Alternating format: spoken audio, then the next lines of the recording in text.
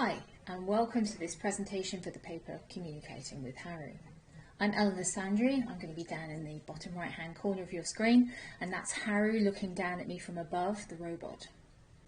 I wasn't involved in the initial design of Haru, but I became a member of the Socially Intelligent Robotics Consortium around a year ago, so I'm much more involved now. My co-authors are from the Honda Research Institute, Japan, where Haru was originally designed and built. This paper is going to have three sections. First, I'm going to analyse the development of Haru Beta, highlighting how the design process privileged particular ideas about communication. Then I'm going to move on to discuss some alternative ways to understand Haru as a communicator, and finally I'll outline how adopting all of these perspectives on communication suggests new ways to continue Haru's development, and also possibly could frame future research with the robot. Haru's development team followed a customised design thinking process to coordinate contributions from an interdisciplinary team of animators, performers and sketch artists who were working alongside roboticists. And I say customised because typically design thinking processes begin with an empathise phase where designers empathise with users in order to move on then to define the problem that their design is going to seek to address. However, for Haru, which is destined to be a flexible communications research platform, so very blue sky research, it made sense to predefine an overarching aim, and that aim was to create an emotive, anthropomorphic, tabletop robot capable of sustaining long-term human interaction. So that overarching definition was then used by a team of animators who had skills in making inanimate objects come alive, to produce sketches of the various ways that Haru could be designed to achieve that goal. So for Haru, as for animated characters from a number of popular films, we can see how giving objects faces and making them bend and twist in ways that are impossible for the most physical objects in the physical world creates animated characterizations that can actually be expressive in very human-like ways. As well as supporting an anthropomorphic approach, the process of considering particular animation styles and techniques for normally inanimate objects also shapes this robot's communication in strongly socio-psychological terms, a tradition of communication theory that regards communication as a form of information transfer within which primarily the aim of the sender is to persuade the receiver of something. In terms of robot design, this is often linked with the development of robots that can express emotions, draw people into interactions, often by being cute, as we see with a robot like Kismet or say with Jibo, and it's easy to see how Haru could also be thought of as cute. Having come up with an initial overall set of concept drawings for Haru, the design team wanted to move on to consider the details of how Haru's non-verbal communication would work to convey emotion in a way that was easily understood by a range of people. So in the empathise phase, Haru's design team worked with a set of volunteers, and the volunteers were shown sketches of Haru from the define stage and then were asked to use a combination of body, language and facial expression to act out particular emotions in various intensities as they would themselves and also as they imagined Haru would. So unlike the empathise phase of most design thinking processes where designers empathise with users, here users were actually being asked to empathise with the robot. And that was seen as important for the design, but also clearly that's important ongoing for Haru's success. So this sort of process can be linked with Francois Delsart's method for acting, which relies on the performer's ability to code emotions into readily recognizable non-verbal facial and body expressions that precisely communicate specific emotional responses. In terms of communication theory, this sort of approach clearly fits well with the persuasive socio-psychological perspective that I've already discussed, but it also supports the way that this style of emotional expression can be part of a cybernetic semiotic exchange where meaning is coded in intersubjective, here across human and robot, language or other signs, and here we're mostly concerned with the non-verbal signs.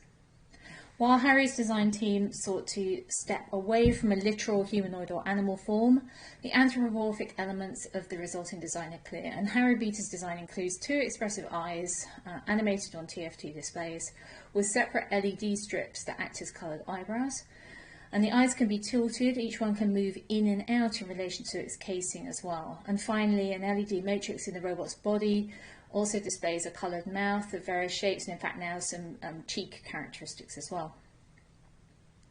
So while it makes sense to practically, to design a robot with socio-psychological and cybernetic semiotic communication success in mind. So to create a robot often that is compellingly cute, familiar and easy for humans to interact and communicate with just at any point. The phenomenological perspective on communication provides a reminder that any attempt to know or to understand the other fully is going to be fraught with difficulty. The other's difference from the self is effectively a chasm that cannot be bridged by an empathetic stance.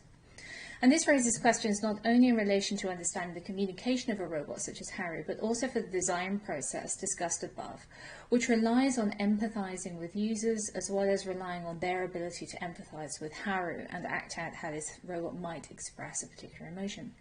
So it's good to note that Haru's creators embraced the way that this robot's eyes and neck also have the potential to express with movements similar to a person's hands, arms and shoulders. And so they open up broader possibilities for Haru's expression to be both like that of a human and also fundamentally different, given its very different form and potential to express in non-human-like ways that can still be easily read by humans as communicative.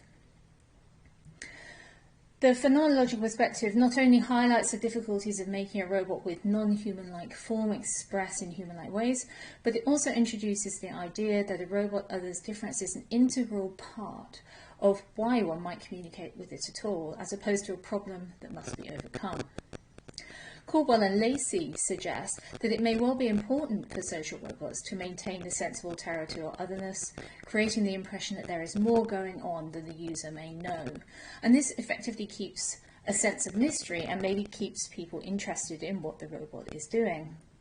The sense of alterity is also a way to break down the strict power differential that is initially established by their cute aesthetic. And this potentially makes the robot more interesting to communicate with, in particular in the long term, as more than a compliant communicator always focused on responding to humans, and instead as having the potential to act on its own, provide information, call for human attention and response as it requires. As part of the recognition of otherness, rather than framing Haru as cute, it may be more productive to adopt the Japanese term kawaii. While this term often is translated as meaning cute, its meaning more correctly describes something that has a potential for playfulness, an inquisitive attitude, and the ability to surprise people, maybe to catch them off guard. The idea of Haru's ability to surprise people resonates with the importance of interruption in phenomenological perspectives on encounters between selves and others, where difference plays a key role. As opposed to being non-threateningly familiar, Haru thus has the potential to be quirky and unusual, drawing people's attention and inviting their participation in continued communication. Defining Haru as kawaii is complicated by the fact that different people, and even the same person across different circumstances, may or may not choose to appraise a particular object as kawaii. The shifting attribution of the term kawaii, depending on the preference of individuals, people, and changes in context, raises the importance of considering a socio-cultural perspective on communication and human interactions with this robot. This perspective analyses communication as a means of producing, reproducing, and negotiating shared understandings of the world, and it's heavily reliant on the overarching cultural setting as well as the detailed context of an interaction between particular individuals. So if we're thinking about communication from all of these different perspectives, socio-psychological, cybernetic, semiotic, phenomenological, and socio-cultural, this suggests it's useful to adopt a more dynamic understanding of communication overall. And that can be important across design and prototyping contexts as well as in planning user studies. From a dynamic systems perspective, communication is not about the transmission or exchange of fixed pieces of information, because as Alan Fogel argues, information is created in the process of communication, such that meaning making is the outcome of a finite process of engagement. And this shifts cybernetic semiotic focuses from a preoccupation with clear and precise messages to considering the value of iterative exchanges where there's feedback and response. And it reinforces the idea that socio-psychological persuasion may rely not so much on a fixed sense of cuteness or even kawaii, but rather on a personality that develops and changes within and between interactions, depending on context and the individuals involved. Although Delsart's method of coding emotions is a practical part of the design process that I've discussed, maybe a better way to think about interaction is through the Stanislavski technique of acting, in which performers are expected to coordinate with one another in the moment of interaction. And when a human-robot interaction is considered from this perspective, the precise coding of emotion or information becomes less important than the ability of a robot to respond to changes in its environment, as well as to the particular person with which it's actually interacting. A focus on dynamic communication draws attention to the potential for non-verbal embodied communication to support exchanges that are not restricted by turn-taking, but rather become continuous processes as signs overlap as they're produced by participants. And this is something that I hope we're going to see in communication with Haru.